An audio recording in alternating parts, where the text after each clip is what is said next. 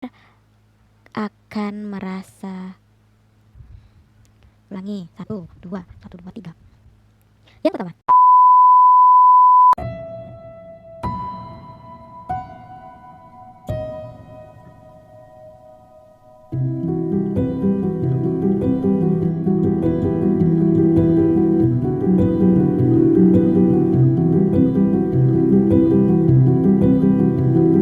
here we go again. Assalamualaikum warahmatullahi wabarakatuh. Gimana hari ini teman-teman? Semoga senantiasa dalam keadaan sehat, ceria, dan batinnya tidak tersiksa. Oke teman-teman, pada video kali ini kita akan membahas satu topik yang cukup menarik yang marak terjadi di sekitar kita, dengan atau tanpa kita sadari, dan bisa jadi terjadi sama kita juga loh. Kira-kira apa ya? Check it out. Nah teman-teman, ada nggak yang pernah merasakan hal seperti ini? Merasa nggak enakan, selalu merasa bersalah ketika menolak permintaan seorang teman, atau tidak pernah merasa puas ketika tidak bisa menuntaskan atau menuruti ekspektasi dari orang lain. Ada yang pernah ngalamin? Kalau ada yang pernah ngalamin, hal itu disebut dengan people pleaser. Apa itu people pleaser? Yuk kita kepoin. Well teman-teman, jadi kalau ada yang pernah mengalami hal tersebut atau biasa mengalami hal tersebut, biasa memang disebut dengan panggilan people pleaser. Apa sih itu people pleaser? Jadi menurut seorang social psychologist, Susan Newman, people pleaser merupakan orang yang memiliki kecenderungan untuk selalu menomorsatukan kepentingan orang lain dibandingkan kepentingannya sendiri. Hal tersebut mereka lakukan agar bisa diterima, disukai, dan supaya bisa diandalkan di dalam segala hal. Jadi pada dasarnya teman-teman, people pleaser itu merupakan orang yang memiliki sifat gak enakan atau orang-orang yang selalu merasa bersalah ketika tidak bisa memenuhi ekspektasi orang lain.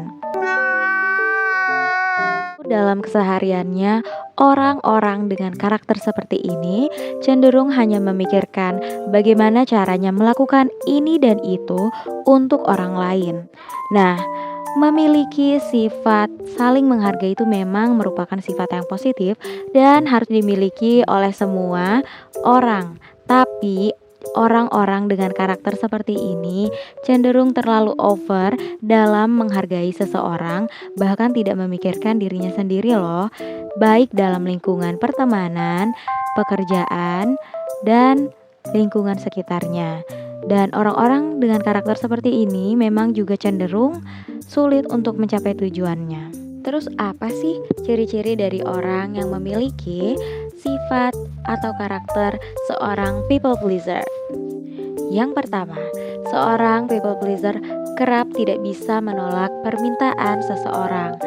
Yang artinya, seorang people pleaser ini kerap menjadi seorang yes man ketika ada seseorang yang memintanya untuk melakukan sesuatu dan tidak bisa menghindarinya dengan mengatakan tidak, atau dia tidak berani mengutarakan pendapat yang ia miliki.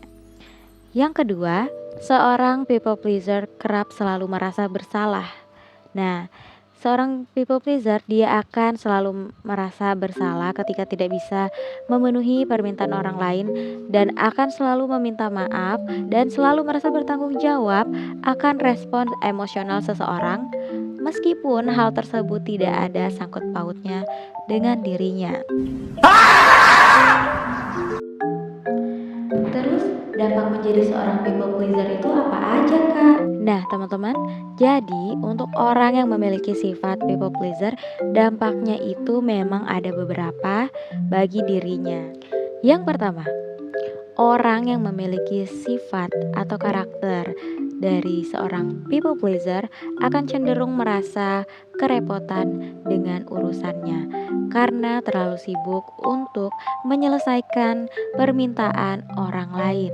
Yang kedua, seorang yang memiliki sifat people pleaser akan mudah dan akan sangat mudah dimanfaatkan oleh orang lain karena People pleaser ini pada dasarnya dia sifatnya menghindari masalah dan tidak ingin memperpanjang perdebatan, sehingga seorang people pleaser akan selalu menyetujui permintaan orang lain yang ditujukan kepadanya. Yang ketiga, seorang yang memiliki sifat people pleaser kerap mengalami stres berlebihan atau burnout karena terlalu banyak urusan orang lain, sehingga kepentingan yang ia miliki sendiri tidak terselesaikan dengan maksimal. Yang terakhir, seorang yang memiliki sifat people pleaser akan mengalami lunturnya integritas atau berkurangnya integritas pada dirinya, di mana seseorang yang mengalami sifat ini cenderung tidak bisa berkata jujur karena memiliki sifat yang tidak enakan untuk mengutarakan pendapat yang ia miliki. Terus solusinya gimana Kak kalau kita mau menghindari sifat people pleaser ini? Untuk menghindari sifat ini pun memang ada beberapa cara. Yang pertama, membuat skala prioritas.